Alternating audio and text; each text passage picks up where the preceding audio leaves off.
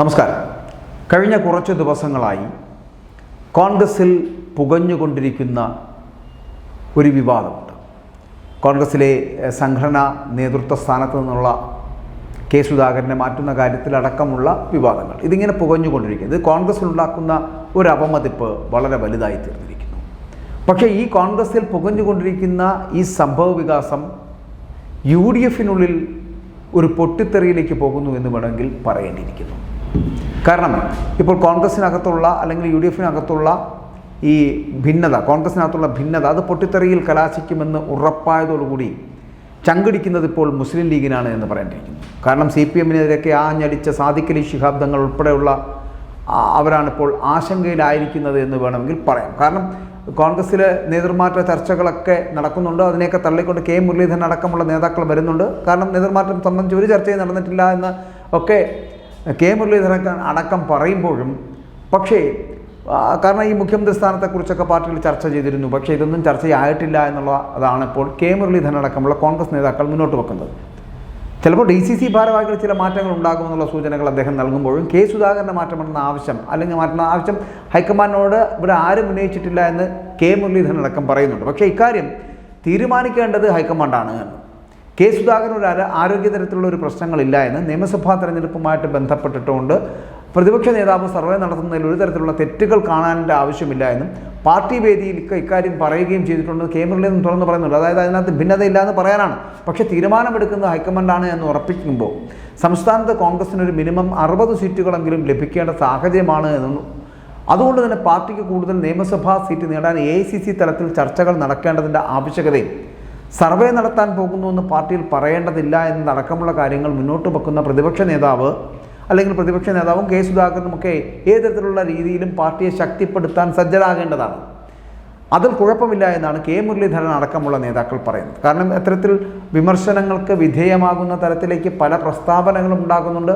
ഒപ്പം തന്നെ വിമർശിക്കാവുന്ന തരത്തിലുള്ള പ്രവർത്തനങ്ങളാണ് പലപ്പോഴും പ്രതിപക്ഷ നേതാവിൻ്റെയും ഒപ്പം തന്നെ KPCC അധ്യക്ഷൻ്റെയും പക്കൽ നിന്നുണ്ടാകുന്നത്. പക്ഷേ അതൊക്കെ പാർട്ടിക്കുള്ളിലെ ഭിന്നതകളായി പുറത്തു വരേണ്ട സാഹചര്യമില്ല. പരസ്പരം അത് പറഞ്ഞു മനസ്സിലാക്കി പിച്ച് തെറ്റിദ്ധരുത്തി മുന്നോട്ട് പോകുവാനുള്ളൊരു സാഹചര്യമുണ്ട് എന്ന് കോൺഗ്രസ് പറയുമ്പോഴും കോൺഗ്രസിനുള്ള ഈ ഭിന്നത എന്ന് പറയപ്പെടുന്നത് UDF എന്ന് പറയപ്പെടുന്ന സംവിധാനത്തിന് കീഴിലുള്ള എല്ലാ ഘടകകക്ഷികളെയും സ്വാഭാവികമായി ബാധിക്കുന്നുണ്ട്. അതിൽ മുസ്ലിം ലീഗ് ആശങ്കാകുലരാണ്.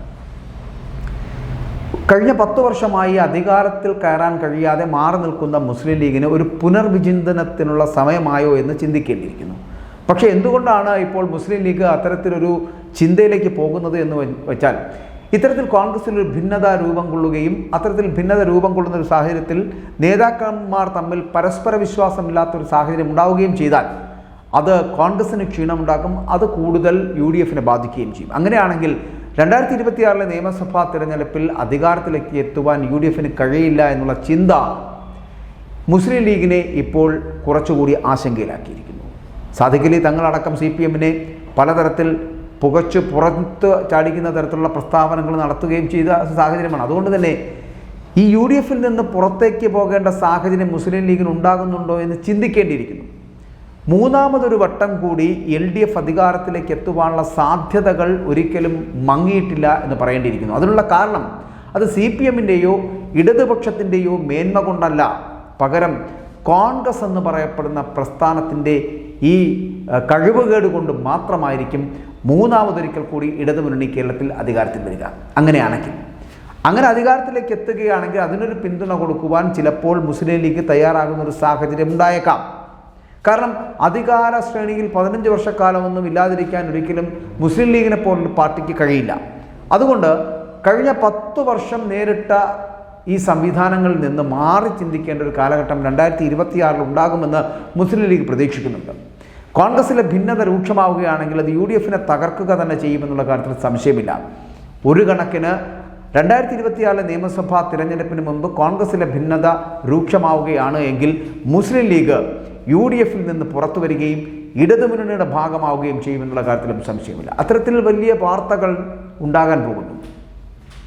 കാരണം കോൺഗ്രസിലെ ഭിന്നത രൂക്ഷമാവുകയാണെങ്കിൽ ഇനി അധികാരത്തിലേക്ക് എത്താൻ കഴിയാത്തൊരു സാഹചര്യം ഉണ്ടായേക്കുമോ എന്ന് ആശങ്കപ്പെടുന്നുണ്ട് മുസ്ലിം ലീഗ്. അതുകൊണ്ട് വരുന്ന തിരഞ്ഞെടുപ്പിൽ ഈ തദ്ദേശ സ്വയംഭരണ തിരഞ്ഞെടുപ്പുകളിൽ ഒരു മനസ്സോടുകൂടി നിന്ന് പ്രവർത്തിക്കുകയാണെങ്കിൽ മാത്രമേ UDF എന്തെങ്കിലും നേട്ടം കൊയ്യാൻ കഴിയൂ. അങ്ങനെ അല്ല എന്നുണ്ടെങ്കിൽ 2026 നിയമസഭാ തിരഞ്ഞെടുപ്പിന് തൊട്ട് മുൻപ് ഒരു 3 മാസത്തിനോ 4 മാസത്തിനോ മുൻപ് തന്നെ മുസ്ലിം ലീഗ് UDF വിട്ട് ഇടതുപക്ഷത്തേക്ക് ചേക്കേറുമെന്നുള്ള കാര്യത്തിൽ സംശയമില്ല. കാരണം 2026 LDF വീണ്ടും അധികാരത്തിലേക്ക് എത്തുവാനുള്ള സാധ്യത അത് തുറന്നു കൊടുക്കുകയാണ് കോൺഗ്രസിനുള്ളിലെ ഈ ഭിന്നത.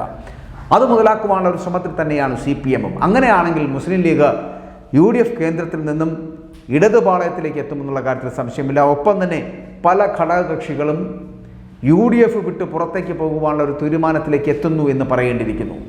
ആ സാഹചര്യം സംജാതമാവുകയാണ് ഇവിടെ. അതായത് കോൺഗ്രസിനുള്ളിൽ മുഖ്യമന്ത്രി കസേരയെക്കുറിച്ചും കോൺഗ്രസിലെ നേതൃസ്ഥാനത്തെക്കുറിച്ചും ഒപ്പം തന്നെ KPCC അധ്യക്ഷ പദവിയെക്കുറിച്ചുമൊക്കെ ഉണ്ടായിക്കൊണ്ടിരിക്കുന്ന വാർത്തകൾ അത് കോൺഗ്രസിനെ വെട്ടിലാക്കിയിരിക്കുകയാണ്. അതായത് കോൺഗ്രസ് എന്ന് പറയപ്പെടുന്ന പാർട്ടിക്കുള്ളിൽ വലിയ ഭിന്നത രൂപപ്പെട്ടിരിക്കുന്നു എന്നുള്ള ഒരു അഭിപ്രായത്തിലേക്ക് എത്തിയിരിക്കുന്നു. നേതാക്കൾ തമ്മിൽ അഭിപ്രായ ഭിന്നത രൂക്ഷമാണ് എന്നുള്ള സ്ഥിതിവിശേഷം ഉണ്ടായിരിക്കുന്നു. ഇത് കോൺഗ്രസിനെ തകർക്കുമെന്നുള്ളത് കൊണ്ട് തന്നെ മുസ്ലിം ലീഗ് അടക്കമുള്ള മുന്നണിയിൽ നിൽക്കുന്ന പലരും UDF മുന്നണിയിൽ നിൽക്കുന്ന പല ഘടകകക്ഷികളും UDFിൽ നിന്ന് പുറത്തു പോകുവാനുള്ള സാധ്യത വളരെ കൂടുതലാണ്. 2026 നിയമസഭാ തിരഞ്ഞെടുപ്പിന് മുൻപ് ഈ കോൺഗ്രസിലെ ഭിന്നത രൂക്ഷമാവുകയാണ് എന്നുണ്ടെങ്കിൽ UDF ക്യാമ്പിൽ നിന്ന് LDF ക്യാമ്പിലേക്ക് മുസ്ലിം ലീഗ് പോകുമെന്നുള്ള കാര്യത്തിൽ സംശയമില്ല.